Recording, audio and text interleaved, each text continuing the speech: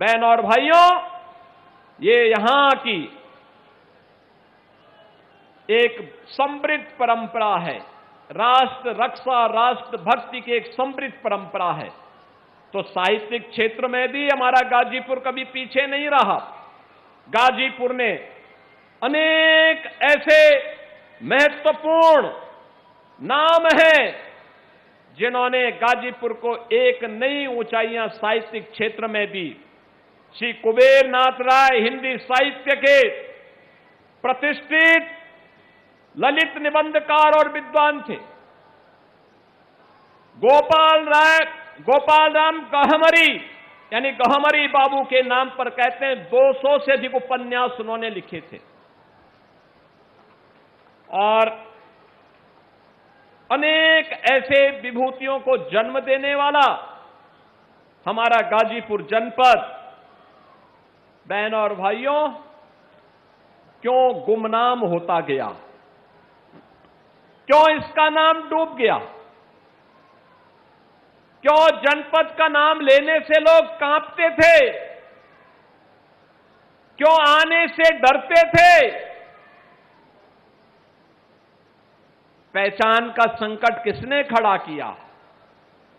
पहचान का संकट खड़ा करने वाले वही लोग हैं जिन्होंने किया तो कुछ नहीं, लेकिन आपके सामने पहचान का संकट जरूर खड़ा कर दिया। ये पहचान का संकट खड़ा करने वाले वही लोग हैं जिन्होंने राष्ट्र रक्षा के लिए अपने आप को समर्पित होने वाले भारत के राष्ट्र नायकों को सम्मान देने की बजाय, राष्ट्र नायकों को सम्मान देने की बजाय जिन्होंने विदेशी आक्रांताओं को महिमामंडित किया था,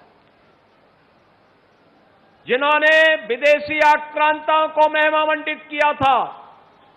और आज मैं इस बात को कह सकता हूं कि डबल इंजन किए बीजेपी एनडीए की सरकार राष्ट्र नायकों को सम्मान देती है। राष्ट्र नायकों को सम्मान इस रूप में 1000 वर्ष पहले 1000 वर्ष पहले भारत को रौंदने की दिशा से आया था एक सालार मसूद को बहराइच के चित्तौड़ा नामक स्थान पर भारत के जिस महापुरुष ने, राष्ट्र नायक ने रौंद करके इस्लाम के अनुरूप सबसे कड़ी सजा दी थी, वह महापुरुष कोई और नहीं, महाराज सुहेलदेव हैं। महाराज सुहेलदेव,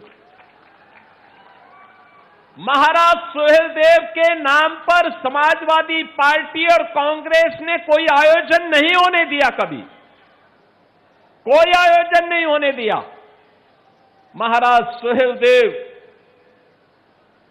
जिनके शौर्य और पराक्रम से, जिनकी युक्ति से यह देश लंबे समय तक विदेशी आक्रांताओं की बर्बरता से बचा था, उनके प्रति कृतज्ञता ज्ञापित करने की बजाय कांग्रेस और समाजवादी पार्टी ने राष्ट्र नायकों का अपमान किया।